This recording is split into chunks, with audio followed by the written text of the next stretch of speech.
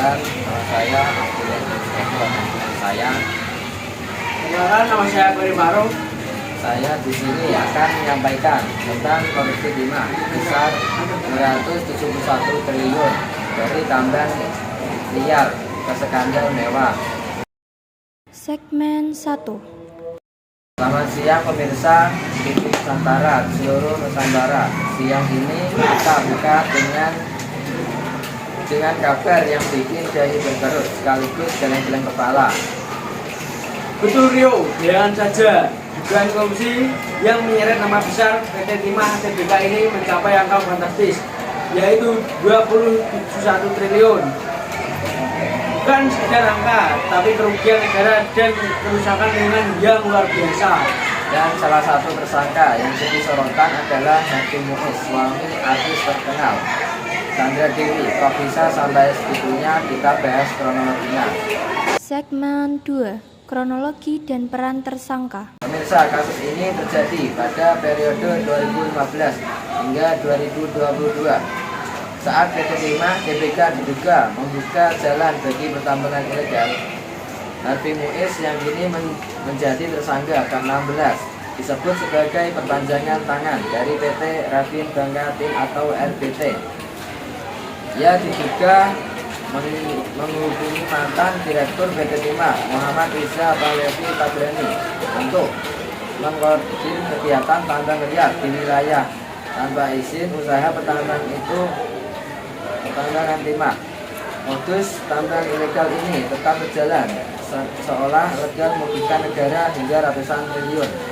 Segmen 3. Kerugian negara dan lingkungan. Kerugian yang dihitung bukan hanya uang, tetapi juga lingkungan. Berdasarkan data ahli, totalnya mencapai 271,7 triliun. Rinciannya meliputi kerusakan ekologis, kerugian ekonomi lingkungan, hingga biaya pemulihan warga Bangka Belitung.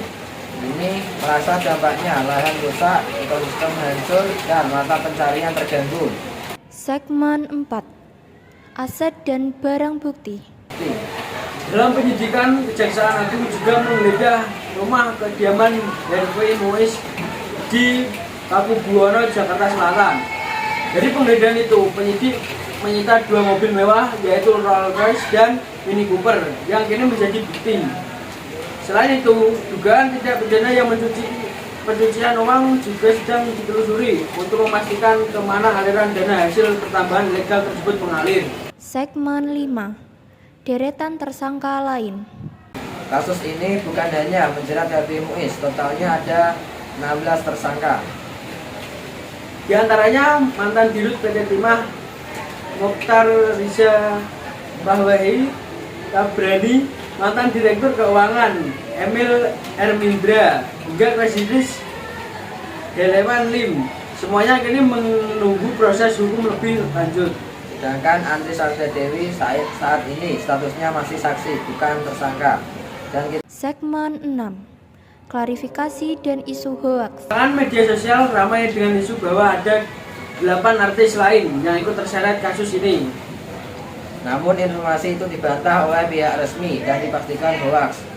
Jadi pemirsa jangan mudah termakan kabar yang belum jelas sumbernya. Yang pasti baru Harvey Muiz yang ditetapkan sebagai tersangka.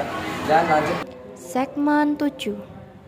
Analisis dan dampak. Pemirsa, dampak kasus ini tidak main-main secara ekonomi, kerugian negara dan mencapai ratusan triliun rupiah. Secara sosial, masyarakat Bangka Belitung kehilangan banyak lahan produktif, lingkungan rusak, dan ekosistem terancam. Dari sisi hukum, para tersangka terancam hukuman berat, termasuk pasal korupsi dan kemungkinan tindak pidana pencucian uang. Segmen 8. Jadi jelas korupsi sumber daya alam bukan hanya merugikan negara, tapi juga menghancurkan masa depan lingkungan. Demikian laporan utama malam ini. Tetaplah bersama kami. Berita bikin melek, walau kadang bikin geleng-geleng. Saya akhiri. Wassalamualaikum warahmatullahi wabarakatuh.